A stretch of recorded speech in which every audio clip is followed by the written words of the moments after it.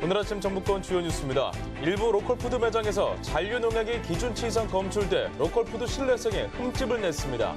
올해도 풍년이 예상되는 가운데 산지 쌀값이 떨어져 농민들 걱정이 커지고 있습니다. 폭염 속 잇따르는 가축 폐사는 재래식 축사 구조에도 원인이 있다는 지적입니다. 서서인 오늘은 막다가 일부 소나기가 오는 곳이 있겠습니다. 여러분 안녕하십니까? 전북권 뉴스입니다. 전북 지역 일부 로컬푸드 직매장에서 기준치를 초과한 잔류 농약이 검출되고 오래된 농산품을 판매하기도 했습니다. 로컬푸드이기에 더욱 높았던 소비자들의 신뢰감에 큰 흠집을 내고 말았습니다. 김하연 기자가 보도합니다. 농협이 운영하는 군산의 한 로컬푸드 매장. 지역 농부들이 생산한 먹거리를 직거래할 수 있어 소비자들의 발길이 끊이지 않습니다. 개장 2년 차인 지난해에만 43억 원의 매출을 올렸습니다. 그래도 국내산 거라 하니까 뭐든지 그래도 좀 믿었잖아요. 뭐든지. 예. 이 같은 로컬푸드 매장은 채소류는 당일 판매하는 등 판매 기한을 고시하고 있습니다. 그런데 판매대를 살펴보니 옥수수 수염과 말린 당근은 출하한 지 한 달이 지났고 심지어 4달이 지난 상품도 있습니다. 곡류 등은 열흘 이내에 출하된 것을 팔겠다고 해놓고 지키지 않는 겁니다. 근데 양도 많고 품질도 많다 보니까 그런 농가들도 건물에 대해서 관심을 가지고 소비자정보센터가 지난 4월부터 8월까지 농협이나 자치단체가 운영하는 도내 23개 로컬푸드 매장을 조사했더니 조사 대상 전부가 이처럼 판매 기한이 지난 제품을 진열해 놓은 것으로 나타났습니다. 일부 매장에서는 기준치를 넘는 농약이 검출됐습니다. A 매장의 경우 열무에서 기준치의 10배가 넘는 농약이, B 매장에서는 열무와 깻잎에서 각각 기준치의 2배와 30배가 넘는 잔류 농약이 나왔습니다. 상한 상품이 버젓이 진열돼 있는 로컬푸드 매장들도 적발됐습니다. 직매장을 운영하는 관리자들의 어떤 안전성 검사라든지 신선도라든지 그런 부분들에 더 관심을 가지고 관리를 완주에서 시작돼 도내 23곳으로 확대된 로컬푸드 매장. 부실한 유통관리로 생산자와 소비자 모두를 위한 먹거리라는 로컬푸드 본래 취지를 훼손시키고 있습니다. MBC 뉴스 김하연입니다. 한여름 폭염이 계속되고 있지만 한편에서는 벌써 벼수확이 시작됐습니다. 일조량이 많고 재해가 없어서 올해도 대풍이 예상되는데요. 하지만 풍년에도 농민들은 웃을 수가 없습니다. 쌀값이 크게 떨어졌기 때문입니다. 이경희 기자가 보도합니다. 김제의 한 들판에서 수확이 한창입니다. 파종 시기가 한 달가량 앞선 조생종벼로 지난주부터 본격적으로 수확이 시작됐습니다. 봄철에 내린 잦은 비로 조생종은 평작 수준이지만 9월에 수확이 본격 시작되는 중만생종벼는 대풍이 예상됩니다. 일조량이 어느 때보다 많았고 태풍이나 폭우 같은 자연재해가 없었기 때문입니다. 하지만 잘 익은 벼이삭을 바라보는 농민들의 마음은 무겁기만 합니다. 나락금 떨어지면은 농약금도 떨어져야 할 거 아니오. 농약금은 더 올라. 쌀값이 떨어져 버리면 힘먹을 길이 없어. 농민들은. 풍년이 이어지면서 쌀값은 최악의 수준입니다. 현재 산지 쌀값은 80kg을 기준으로 14만 1,000원으로 최근 5년간 가장 낮은 수준입니다. 쌀 생산량이 지난해 432만여 톤까지 꾸준히 증가하는 반면 소비량은 397만 톤 수준에 머무르고 있기 때문입니다. 여기에 수입쌀까지 밀려들면서 지난 1999년 이후 연평균 28만 톤의 초과 공급이 발생하고 있습니다. 정부 양곡창고에 보관 중인 쌀 재고량이 175만 톤에서 올해 수확철이 지나면 200만 톤을 넘어설 것이란 전망이 나오면서 쌀값이 더 떨어질 것이란 우려가 나옵니다. 쌀값을 일정 정도 조정하는 것들은 얼마만큼 매입하는가의 관건입니다. 그래서 저희가 요구하는 것은 최소한 올해 100만 톤 정도는 정부가 매입을 해야 된다. 늘고 있는 재고량을 해결할 쌀 촉진 정책과 더불어 대북 쌀 지원도 하루속히 재개해야 한다는 목소리가 높습니다. MBC 뉴스 이경입니다. 오늘은 더위가 물러간다는 처서인데 폭염의 기세가 꺾이지 않고 있습니다. 폭염특보도 벌써 한 달 넘게 이어지고 있습니다. 강동엽 기자가 보도합니다. 내리쬐는 햇볕에 가로수잎이 새까맣게 타들어갔습니다. 급한 대로 물주머니를 채워 수분을 공급해보지만 말라붙은 잎은 살아날 기미를 보이지 않습니다. 계속되는 폭염에 나무도 사람도 지쳐가고 있습니다. 나갔다 들어올 때 막 지치고 힘들고 땀나고 하니까 더위 먹을 것 같고 해요. 더위를 피해 찾아온 나무 그늘. 하지만 가마솥 더위를 쫓기에는 역부족입니다. 가서 적당하게 쉴 데도 없고 그래서 마지못해서 여기 와가지고 이렇게 놀고 있고 그래요. 30일 넘게 폭염특보가 계속되고 있는 전북 지역은 오늘도 30도를 웃도는 무더위가 기승을 부리겠습니다. 완주와 무주의 낮 기온이 35도까지 치솟는 등 한낮 수온주는 34도 안팎을 기록하겠고 자외선과 불쾌지수 모두 매우 높겠습니다. 전주기상지청은 이번 주 폭염이 이어지다 다음 주에 기온이 30도 안팎으로 내려갈 것으로 예상하고 있지만 그간 예보와는 달리 폭염의 기세가 지속되온 터라 이 전망 역시 들어맞을지는 미지수입니다. MBC 뉴스 강동엽입니다.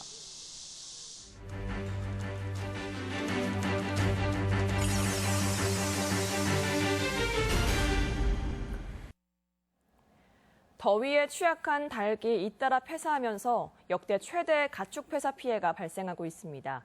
가축재해 보상금도 2년 만에 5배가 넘게 늘면서 농가나 농협이나 고민이 높습니다. 박찬익 기자가 보도합니다. 양계장 내부가 찜통처럼 뜨겁습니다. 환풍기를 쉴 새 없이 틀어대지만 온도를 전혀 낮추지 못합니다. 뜨거운 열기에 지쳐 호흡을 하지 못하고 축 늘어진 닭들이 곳곳에서 발견됩니다. 못 서 있는 애들이 막 한 500~600수 정도 되고요. 폐사가 지금 한 800에서 1000마리 정도. 하루에? 예.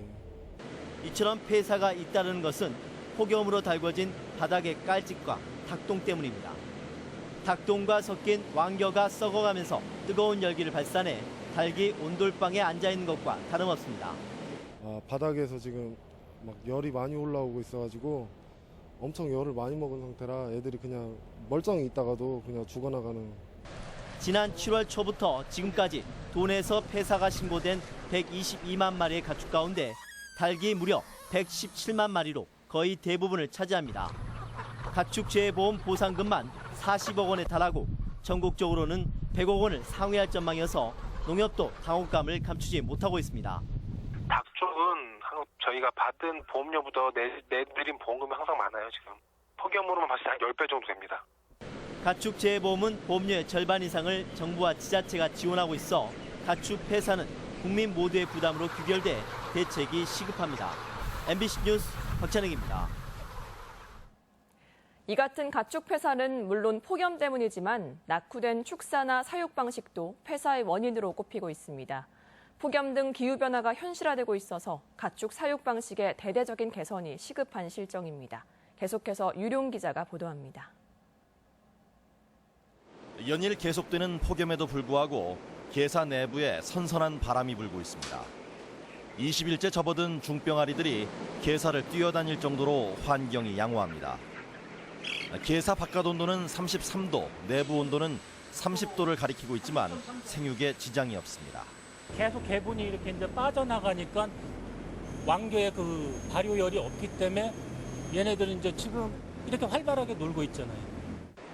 닭이 사는 공간을 개사 바닥에서 50cm 정도 띄워놓아 바닥에서 올라오는 열기를 차단했기 때문입니다. 개사 바닥에 왕겨를 깔지 않고 닭똥이 밑으로 빠져나가도록 설계하고 수시로 닭똥을 치워 열 발생을 차단합니다. 이 똥을 긁어내기 때문에 이 똥이 이 안에서 썩을 일도 없고 그다음에 발효이 발생하지도 않고 가스도 발생하지 않는다. 평상 위에서 키운다는 뜻의 이런 고상식 개사는 날이 더운 동남아시아에서는 매우 보편적인 사육 방식이지만 설치비 문제로 우리나라에서는 아직 10군데도 되지 않는 것이 현실입니다. 기후변화가 지금처럼 계속된다면 조만간 국내에서도 한여름에는 닭을 키울 수 없는 상황이 전개될 전망입니다. 폭염 이슈 역시도 이제 40에서 50일까지 증가할 것입니다. 강원도 일부 지역을 제외한 나머지 부분에서는 7, 8월에 사육이 어려운. 성큼성큼 현실화되는 아열대 기후. 지속 가능한 축산을 위한 시설 개선은 미룰 수 없는 과제입니다. MBC 뉴스 유룡입니다. 오늘 새누리당 호남권 예산협의회와 다음 달 정기국회 예산안 조정 소위 활동에 전북 예산 확보 여하에 관심이 쏠리고 있습니다. 새누리당은 이정현 대표와 김광림 정책위원장 등이 참여한 가운데 전북도청에서 호남권 예산협의회를 열고 새만금 사업과 탄소산업 등에 관한 국비 지원 등에 대해 협의할 예정입니다. 또한 다음 달 정기국회에 앞서 3당의 예산안 조정 소위위원회 새누리당 정운천, 더민주 이춘석, 국민의당 김광수 의원의 선임이 유력해 정치력이 주목됩니다. 이번 주말 더민주 전당대회를 앞두고 어제부터 권리당원 ARS 투표가 시작되는 등 당대표 선출을 위한 절차가 본격화하고 있습니다. 더민주 전북도당에 따르면 전체 전국 20여만 원 당원 가운데 전북은 3만 6천 명으로 20% 육박의 도내 당원들의 표심의 향방이 당 대표 선출에 상당한 영향을 줄 것으로 예측되고 있습니다. 현재 판세는 1강 2중의 구도 속에 당내에는 친노와 친문 계열 인사들이 우위를 점하고 있습니다. 재정지원 제한대학에 서남대가 올해도 포함될 것으로 알려져 어려움이 가중될 것으로 예상됩니다. 서남대에 따르면 교육부가 대학 평가와 관련해 설립자의 횡령금 330억 원이 확충되지 않았다며 올해도 정부 재정지원 제한대학에 포함시키겠다고 통보한 것으로 알려졌습니다. 서남대가 올해까지 3년 연속으로 정부 재정지원 제한대학에 포함되면 내년 신입생 충원은 물론 대학 정상화에 난항이 우려됩니다.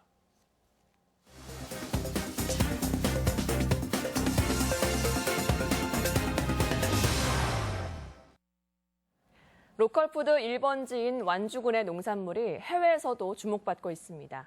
한편 다슬기를 주제로 한 축제가 청정 지역인 섬진강 일원에서 열립니다. 지역 소식 김한광 기자입니다.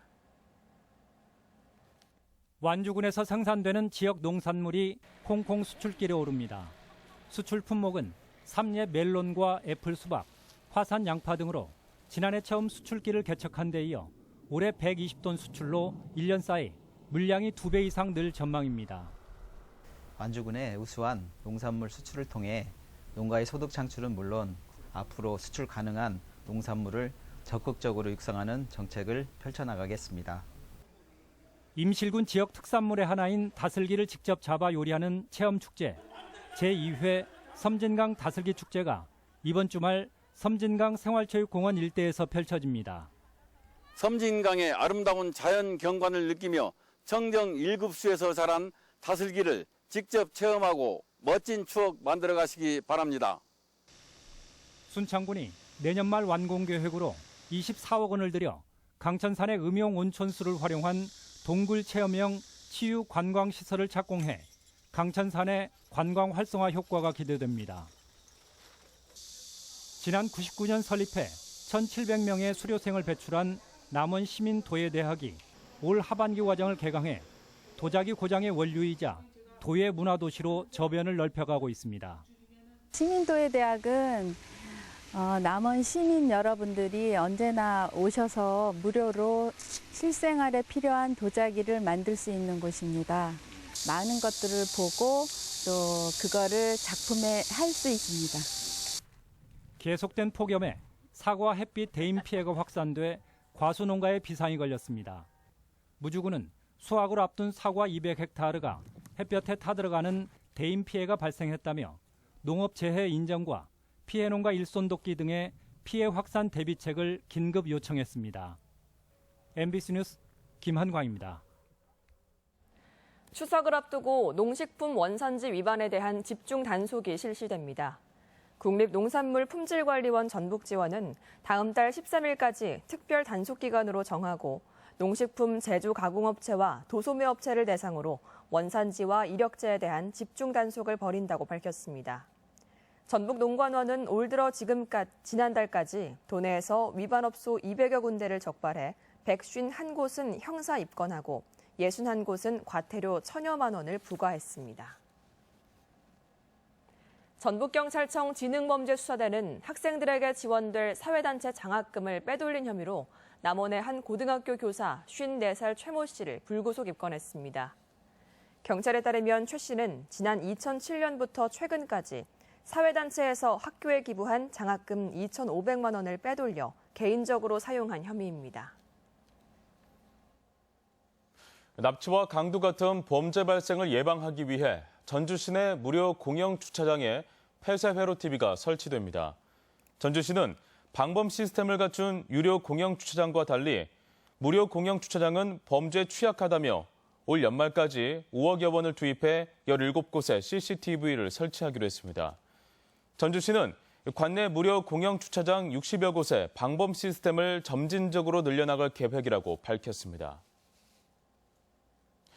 주민센터 이름이 행정복지센터 약칭 행복센터로 바뀝니다.